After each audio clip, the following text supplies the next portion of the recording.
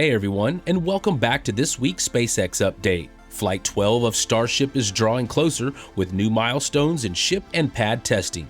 Elon also posted yesterday morning that the first flight of a version 3 Starship could happen as soon as 4 weeks from now, which may or may not be a realistic estimate. We'll cover that and a lot more in today's episode, so let's dig in and take a closer look. We saw some interesting things in vehicle fabrication this week, with a booster common dome, possibly a rebuild of test article B18.3, being moved into Mega Bay 1.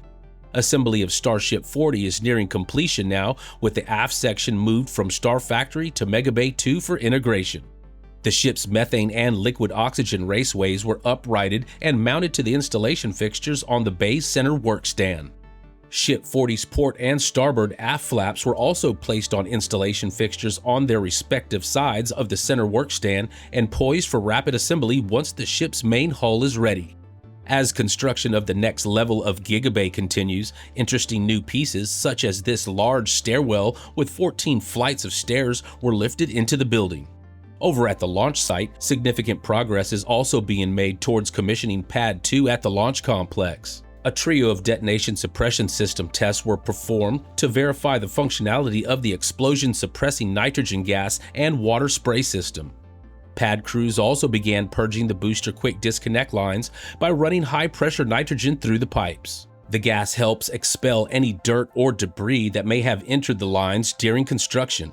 This will ensure no foreign objects end up inside Super Heavy during the new pad's first round of vehicle testing. It was a busy week at the Massey Outpost test site. Workers began the week by adding column extensions to the structural test stand. Starship 39 finally began its long-awaited proof testing campaign, beginning with a load and pressurization test. This was followed with a second cryo load, as well as a simulated chopstick squeeze test with the new gantry. Starship 39's cryo tests were followed by some work with the test article S39.1, which was repositioned from the initial test area closer to the test stands.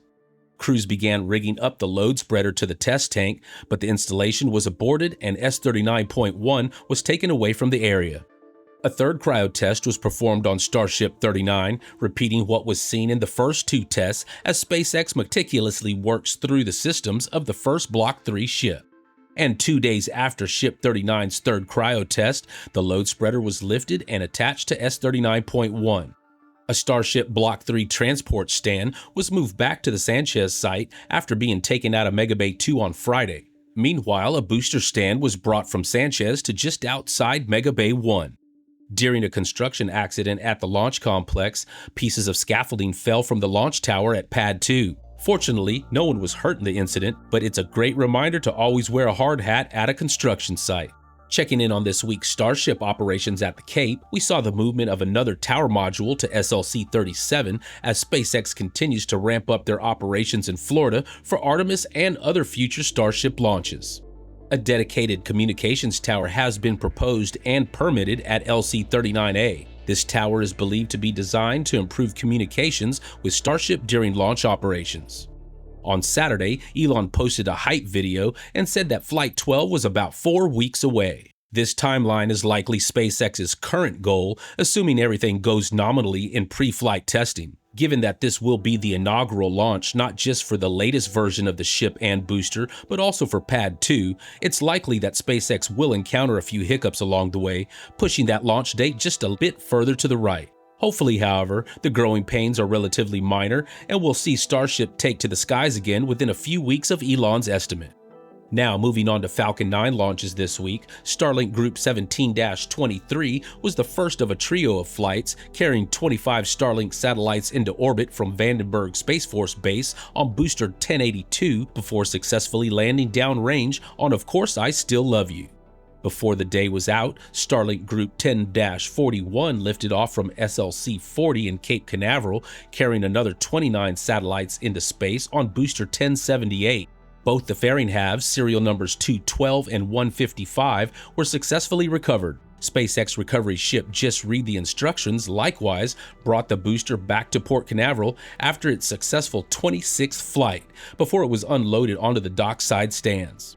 The third launch of the week was the Starlink Group 10-40 mission, with preparations beginning a few days before flight. A short follow gravitas and support ship Doug headed out to sea ahead of the flight, which successfully lifted off from Slick 40 on March 4th, carrying another 29 satellites into orbit on booster 1080. Doug quickly returned to Port Canaveral, carrying both of the fairing halves for the mission. Signet Warhorse 2 brought home a short follow gravitas with B1080-25, but not without some trouble.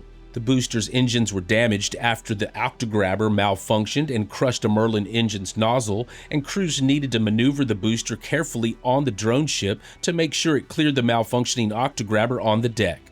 With clear skies providing ideal conditions, our early morning viewers were treated to a total lunar eclipse that took place on the 3rd, with the Earth passing between the moon and the sun to block its sunlight. And there you have it, another SpaceX and Starbase weekly update brought to you by Avid Space. Thanks for watching, and we'll see you next week.